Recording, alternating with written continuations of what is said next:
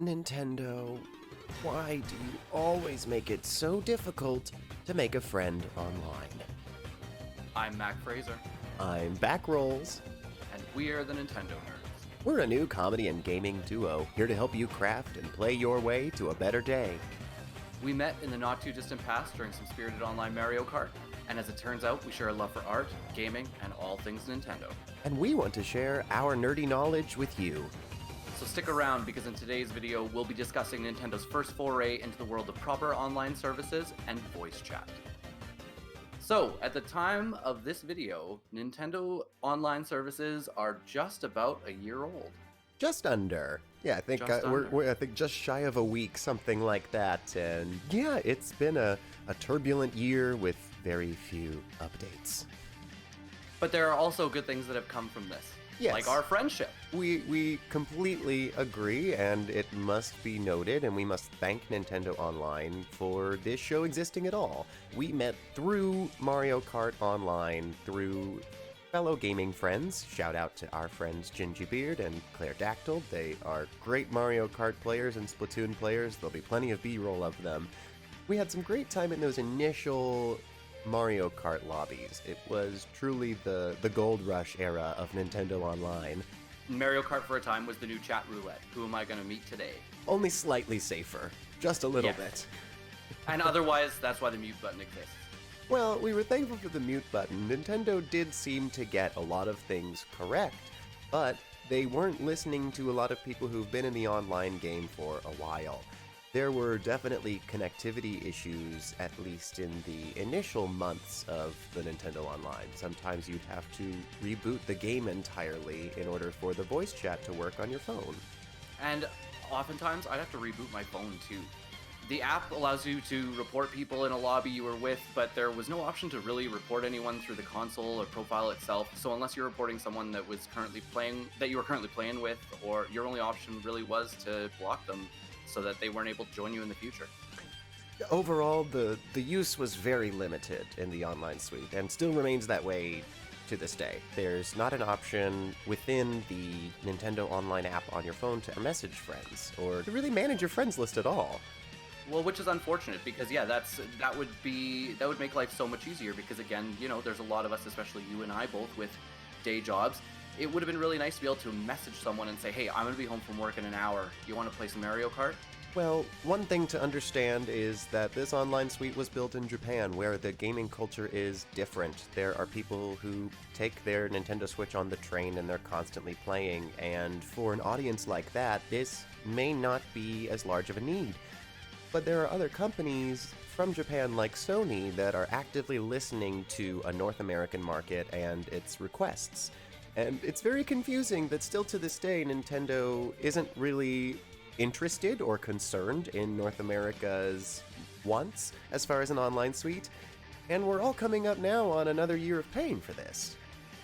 Well, and it kind of makes you wonder why there's no native voice chat with the console itself, because the capabilities are there. If Fortnite has shown us anything, it's that you can chat through the console while you play games. Exactly.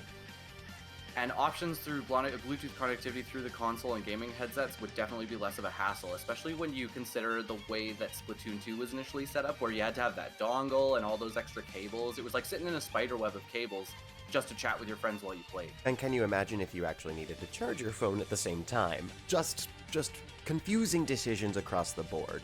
It's particularly frustrating, and we do try to preach positivity on our show. We really don't want to rag on them too much, but it's very frustrating when there are companies like Discord that have offered their services to Nintendo.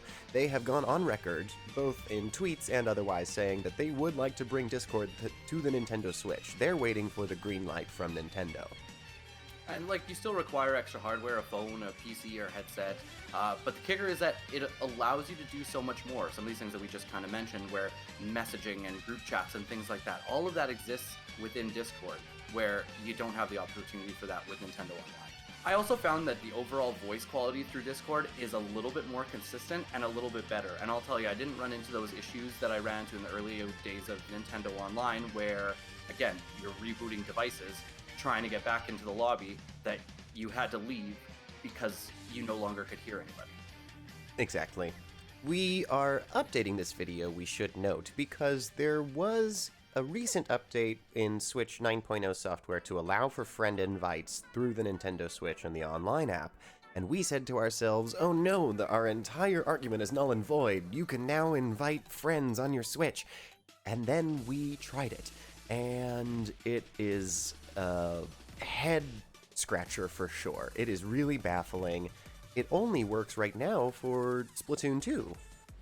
So that's where we tried it. I set up a lobby, tried to send Backrolls an invite, and truthfully, it was a little convoluted. I think one of the only reasons that we figured it out is because we were chatting through Discord while we were trying to get this set up. But honestly, could you imagine what it would be like to try and play with your friends and get through these invites if you weren't actually chatting with them to try and figure out exactly how to do it? And I think that's kind of the crux of our conversation, is it is so difficult to make a friend in the Nintendo Online community if you don't already know them. Now that we are past the golden age of people really hanging out in the Mario Kart lobbies when it was 7 or 8 people in chat, now that it's pretty rare to have someone in chat, it's very inconsistent that you'll find someone to game with and then be able to send them a follow-up invitation. On Nintendo chat, it's pretty much impossible these days. You know, I think Nintendo really had hoped to make good things happen with their approach to voice chat, but truthfully, I think we both find it to be a bit lacking. There's so much potential to improve the service. Absolutely. Do you have any Nintendo Online woes to share? Are you still using Nintendo Voice Chat? If so, we'd love to know why. Tell us more about it in the comment section below, and we'd love to share your thoughts in a follow-up video. Thank you so much for watching. If you're interested in seeing more of our content, be sure to click that subscribe button. As always, we hope you leave this video ready to pick up a Pro Controller, a paintbrush, or a pen. I'm Mac Fraser. I'm Backrolls, and this has been the Nintendo Nerds.